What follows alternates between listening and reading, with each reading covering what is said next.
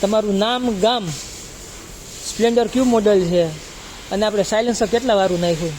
મારું નામ રાઠોડ શક્તિસિંહ. હા. અને સ્પ્લેન્ડર BS4 2010નું મોડલ અને સાયલેન્સર આપણે નાખ્યું 3500 વાળું અને ગામ ખીરસરા મેટોડા જઈ દીધું. મેટોડા GIDC. હા, ખીરસરા ગામ. હાલો 3500 વાળા સાયલેન્સરનો અવાજ સંભળાવી દો.